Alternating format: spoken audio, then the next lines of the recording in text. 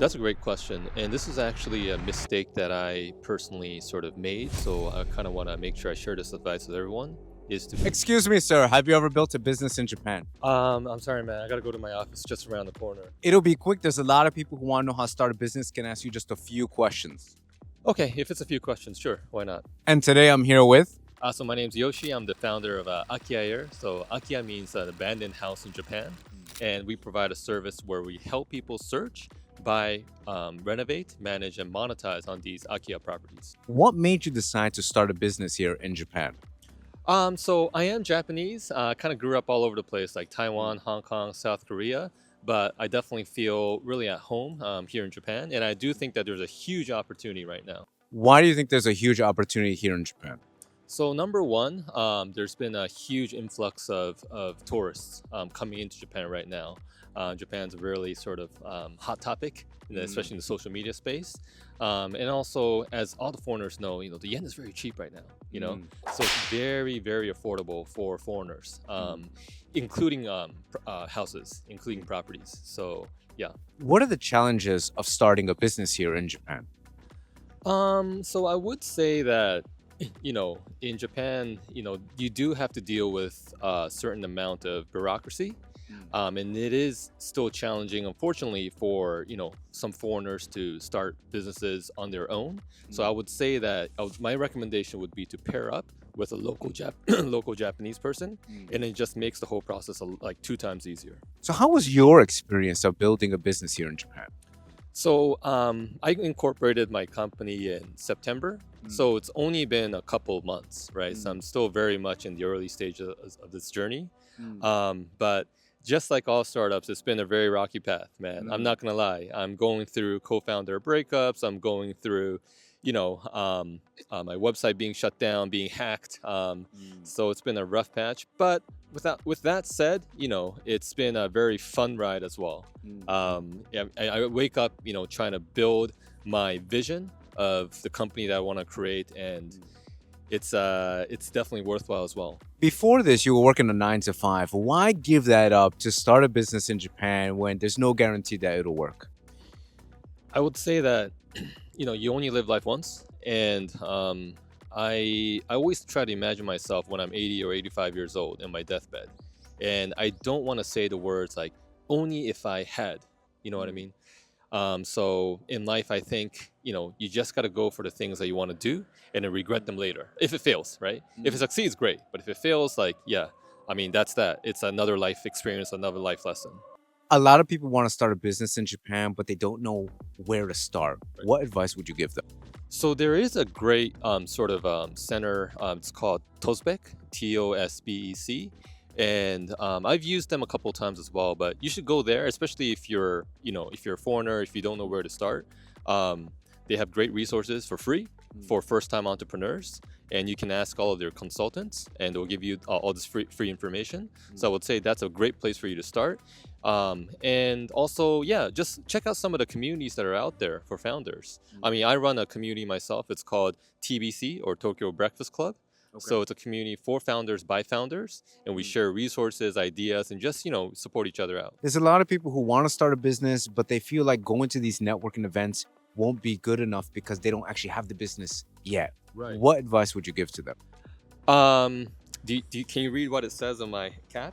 Just do it. Exactly, man. Like, you got to start somewhere, And I would say that just raise the flag, and then people will follow you. Of course, like when I started, I didn't know who was going to be interested in Akiya Air. But when I did, I had a lot of people just DM me. Friends who I didn't think would be ever be interested in real estate just start contacting me. So I would say the important thing is just get started, share your vision, mission of what you want to do, and then people will gather around you. So what are the steps needed to build a real estate business here in Japan? So, I think the first step is obviously to find specialists who are in this field. And, my background is finance, consulting, ed tech, so it's actually not in real estate. So right now I'm actually in the process of building a team who has experience in the real estate industry. So that's why I'm looking for a person who has a real estate license. And how has that process been so far? It's been challenging, man. I'm not gonna lie. I mean, obviously, people with real estate licenses are in demand. And so it's been hard to find. But I'm having friends introduce me to their network, and friends of friends introducing me to other people. So it's a long process, but for your initial team, you got to make sure it's the right one. So I'm Got it. making sure that I spend time in attracting the right people. You mentioned that your background is not even in real estate. So why did you decide to pursue real estate here in Japan? Yeah, so for me, I really believe that as long as you set your sights on a certain goal, you can really rebuild yourself, right? A lot of people believe that, hey, if I have experience, if I studied XYZ at school, I kind of have to pursue that path. Not true at all. I listen to a lot of Gary Vanderchuck. I don't know if you know who he is, Yeah, but very good. he's always saying, you're 35 years old, you're still young, and I really believe that. And I've reinvented myself several times in my life already. But right now, my passion is in real estate, and I'm very happy pursuing it. How do you know when to pivot from something that you're already doing, that you have experience in, Yeah. to something completely new? That's a great question, man. Wow. I would say, you gotta sort of dive deep into your heart and really ask yourself, be like, am I truly happy doing what I'm doing right now? And if that answer is no, um, you got to start pivoting. I think you're the only person who can answer that question, and I think it's a really introspective exploration. Um, but yeah, it's you got to just do that deep dive and figure out that answer for yourself. A lot of people are not happy with what they're doing. We all know that. Yeah. So how can they get that deep dive perspective that you're talking about? For me, it was just leaving Japan, like completely leaving the country and spending 2 months in Bali, Indonesia, where I signed up to a programming boot camp called Lewagon. And it was there where I learned like front end web development. And yeah, that's when I sort of validated my idea. I kind of shared with my classmates, like, hey guys, like if I start this platform that helps foreigners purchase homes in Japan, would you be interested? And several of them were like, yeah, Yoshi, like I want a house in Japan. I want a house in Japan. So I was like, okay, that's great. Like there is a demand here. So that's what gave me the confidence to start building out my platform. So you spoke about pivoting. For you, when you're starting this business, do you have a point where if it doesn't meet a certain criteria that you're going to pivot to something else? Or are you going to focus on this 100%? So pivoting is something that I think all entrepreneurs will need to do in their journey. And of course, like if I don't find that product market fit, then I will have to pivot, right? Otherwise, my business is just going to die. But right now, I am serving several clients, and they seem to be, happy so far with the services. So I think we're still in that journey of finding that perfect product market fit. But if I'm struggle to gain more customers in the future, then I'll probably seriously consider pivoting. And when you say seriously consider pivoting, you're saying staying within the same industry or doing something completely different? I'll probably staying within the same industry because, for the reasons that I shared earlier, like I think there's a lot of opportunity in the real estate space here in Japan, and there are 9 million Akiyas, like 9 million. So it's a huge social issue that needs to be tackled. And I think that, yeah, we're just in the sort of early stages. So why did you decide to start a business in Japan as opposed to the US or any other country?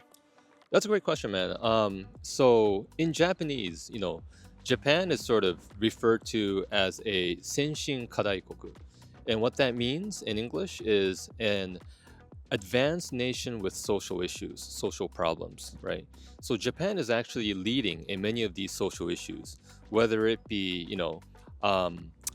lack of or low birth rates, the sort of gender inequality, um, and also, yeah, sort of rural depopulation. And many of these issues are sort of Japan is leading on many of these issues, and I think that a lot of other developed nations are going to follow suit. So, for example, with the depopulation crisis in Italy, I'm sure you've heard of this, but there are €1 houses, Yes. right? So yeah, we're starting to see similar problems arise in Europe. Sooner or later, we're going to start to see them in in China, Korea, and elsewhere. So Japan is leading, but this trend is going to also happen globally. And so you chose Japan because you're familiar with the market and you actually see a problem that you want to tackle. Yeah, exactly. And I think that, Japan is facing these problems head on, and the solutions that we're going to find here is going to be applicable in other markets around the world. So that's why it's important to start in Japan, find that solution, and to make sure you build like a global team to be able to tackle these problems globally. So far, what was the biggest challenge of starting a business here in Japan? So the biggest challenge for me, right now, I would say is definitely finding talent.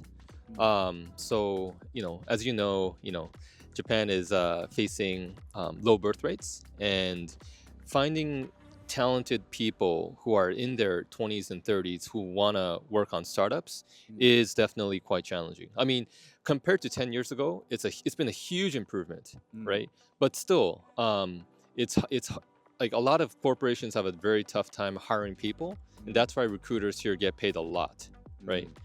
They get like 30% of one's annual salary if you successfully sort of match a prospective candidate with a company. And so for startups, we obviously can't pay recruiters. We don't have that money. So I'm just having to search through my personal network, and it's been a challenging process. I'm not gonna lie. We talked about pivoting before. Yeah. It sounds like this is a point where you have to pivot and do something in order to get clients or talent, I would say, right? In your mind, how do you think you're going to tackle that? So I think that um, I'm probably gonna. So what I'm doing right now is I'm working with a range of different contractors. And of course, like if you want somebody who you want to bring on board to your team, you need to sort of work with them for me, at least 3 months, maybe 6 months, right? To make sure that they're a good match for your company. And also you could be a great leader for them too, right? And so I think right now I'm just going to continue to work with different contractors and sort of test the working relationship. And if it's a great synergy, then I'll bring them on board, make them my CTO or COO. But that's kind of like the strategy that I'm taking right now. So when is the right time to quit your job and start a company in Japan? That's a great question. And this is actually a mistake that I personally sort of made. So I kind of want to make sure I share this advice with everyone, is to make sure you have enough savings. For me, I don't think I saved enough. I probably can't share that number with all of you, but with that said, make sure that you know how much money your company is going to need for at least a year, and then budget it accordingly. Because yes, you can raise from angel investors. Yes, you can potentially raise from VCs. Yes, you might be able to get a loan as well. But none of these things are guaranteed, right? And for the first year, like until you hit that break-even point, you want a nice cushion. For me, I think I sort of definitely was on the underestimated how much money I would need, and that's why I'm having a sort of a tough time right now.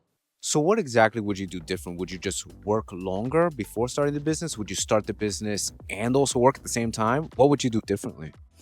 I would work a little bit longer, make sure I have a nice financial cushion before jumping into becoming a full-time entrepreneur.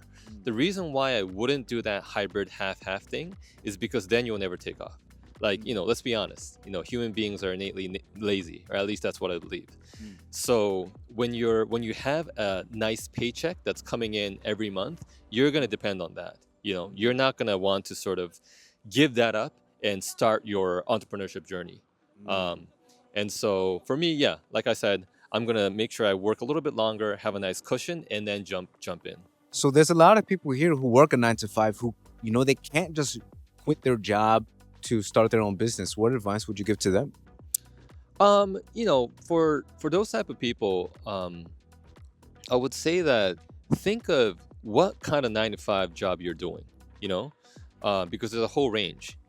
And if you're really passionate about startups, like if you want to one day create your own business, be in full control of your life, then you got to know how a startup operates, right? And so join another startup, and especially a earlier stage startup. So a startup that's maybe in their Series A, or where you can kind of understand how a startup works and learn from the inside how to build a successful company. Because a startup is, there's a reason why they've been able to survive that long and reach that stage. So there's something right that they're doing. So I think there are a lot of key lessons that you can learn from that. And so I would say, yeah, think of like what kind of 9 to 5 job you're doing, and then if it doesn't fit in with your long range plans, then you join a successful startup. Interesting. So you're saying it took, essentially in that case, to quit the 9 to 5 to get a 9 to 5 at a startup so they could get the information and then pivot. Exactly. What are some of the misconceptions of starting a business here in Japan? Yeah, man. So I'd say that, I think, people think that, when they visit Japan, they realize that a lot of Japanese folks don't really speak English. So I think a lot of people assume that you need to be completely like fluent in Japanese in order to build a business here. But I actually know a couple of foreign founders who don't really speak Japanese, and they've been able to sort of run their business, and it's because they cater to that foreign audience, right? So if your service or product is only catering to other English speakers, then you don't need to learn English. You don't need to learn Japanese. A lot of people want to buy a home in Japan. How can they do that? Yeah, so if you want to buy a home in Japan, I think the most sort of important thing is to really visit the country and to really explore different areas in Japan. Japan is all 4 seasons. We have, Hokkaido to the north, all the way to beautiful beaches in Okinawa in the south. And instead of doing like a sort of, what do you call it, like falling for one of those like clickbaits and just purchasing on the spot, I think with something like a home purchase, this is a lifelong decision. It's really important. So I think it's important for you to actually come and visit the country and sort of get to know that community as well. Before making that decision, because there are communities that are very conservative, and I'm a city guy, and they wouldn't even allow like a city folk like me to sort of be part of that community, let alone like a foreigner. Well, as with that said, there are communities that are super open-minded, that's trying to create like a space for digital nomads and foreigners that are super welcoming as well. So you kind of have to visit different communities and figure out which one is right for you. There's a lot of people in Japan who want to purchase a home here, but they don't have time to scout the country to find a good community. So what would you recommend to them?